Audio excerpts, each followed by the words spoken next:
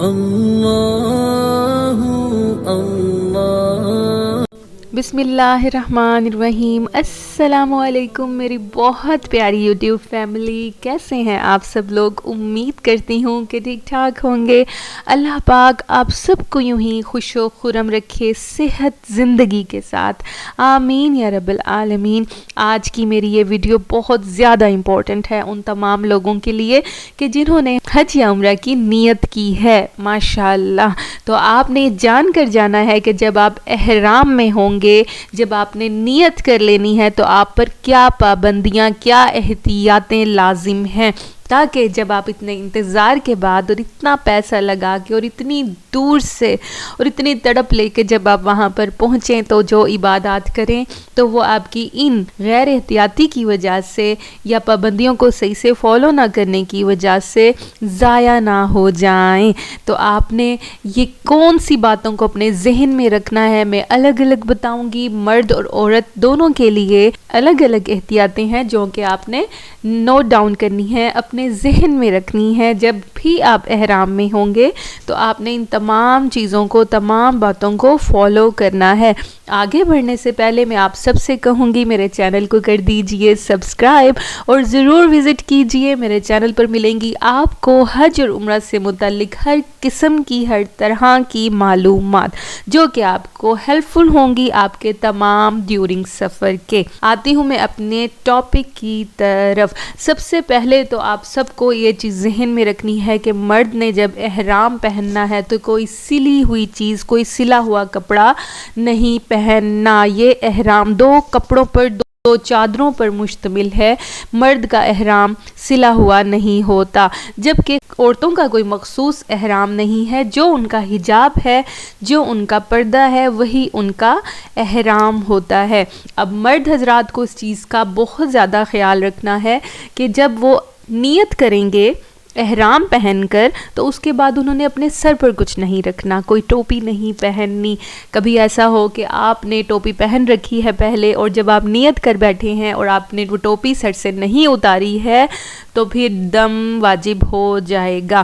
تو پھر آپ نے کیا کرنا ہے کہ ٹوپی کو سر پہ نہیں رکھنا یا کسی بھی قسم کی کوئی چیز سر پہ نہیں آنے دینی، سر کو آپ نے خالی رکھنا ہے۔ جبکہ خواتین کے لیے تو ظاہر ہے وہ انہوں نے حجاب میں ہی ہونا ہے۔ اب دستانے ہیں یا موزے ہیں، اس طرح کی کوئی بھی چیز مرد حضرات نہیں پہن سکتے، لیکن خواتین کے اوپر اس طرح کی کوئی پابندی نہیں ہے، آپ دستانے اور موزے پہن سکتی ہیں۔ جبکہ میں اپنی بہت سی ویڈیوز میں عمرہ اور حج کی تیاری کی ویڈیوز میں بھی پراپرلی بتا چکی ہوں، چمڑے کے بہت اچھے موزے ملتے ہیں جو کہ وہاں پہ اگر فرش ٹھنڈا بھی ہو تو آپ کے پاؤں کو اس سے تکلیف نہیں ہوتی۔ آپ وہ موزے یہاں اپنے ملک سے بھی لے کر جا سکتے ہیں، تو وہ موزے خواتین کے لیے بہت اچھے، بیٹر رہ جاتے ہیں۔ ایک اور بہت امپورٹنٹ بات جو آپ نے اپنے ذہن میں رکھنی ہے کہ خوشبو، ہر طرح کی خوشبو مرد حضرات اور خواتین دونوں کو منع ہے۔ آپ نے کسی قسم کی خوشبو استعمال نہیں کرنی۔ اب اس میں بہت ہی زیادہ احتیاط کرنی ہوگی، خواتین کو بھی اور مرد حضرات کو بھی۔ آپ نے کسی قسم کا خوشبو والا لوشن، کوئی سن سکرین، کسی بھی قسم کا ہینڈ واش، صابن، کچھ بھی اس طرح کا احرام کی حالت میں استعمال نہیں کرنا کہ جس میں خوشبو ہوتی ہے۔ آپ جب تیاری کریں، جب خریداری کریں اپنے احرام کے سامان کی تو اس میں خوشبو کے بغیر صابن ملتے ہیں، وہ خریدیں۔ اور جب آپ کو اپنے جہاز میں، یہاں سے آپ اپنے ملک سے نیت کر کے جائیں گے، جہاز میں بھی آپ کو جب اس ہاتھ دھونے کی ضرورت پیش آئے تو آپ اپنا وہی صابن استعمال کریں گے۔ جب آپ وضو کریں گے تو آپ نے اپنا وہی صابن ہی استعمال کرنا ہوگا۔ خاص طور پر خواتین جو سن سکرین استعمال کر لیتی ہیں یا کوئی لوشن، کوئی کریم اپنے منہ کے اوپر اس طرح کی استعمال نہ کیجیے گا جب تک آپ احرام کی حالت میں ہوں گے۔ آپ نے اتنی زیادہ احتیاط کرنی ہے کہ لونگ اور الائچی جیسی چیز بھی اپنے منہ میں نہیں ڈالنی، کیونکہ پکے بغیر اگر یہ دو چیزیں آپ اپنے منہ میں رکھیں گے تو ظاہر ہے ان میں ایک خاص خوشبو ہوتی ہے۔ ہاں، یہ پکی ہوئی ہوں، بریانی میں ہوں یا کوئی اس طرح کا کھانا پینا کرنے میں آپ کو کوئی پابندی نہیں ہے، آپ کھانا پینا کر سکتے ہیں کیونکہ پکنے کے بعد ان چیزوں کو زندہ نہیں سمجھا جاتا۔ ایک اور بات اپنے ذہن میں رکھیے گا کہ زیتون یا تل کا تیل یہ اس طرح کی چیزیں بھی آپ نے ڈیورنگ احرام استعمال نہیں کرنی.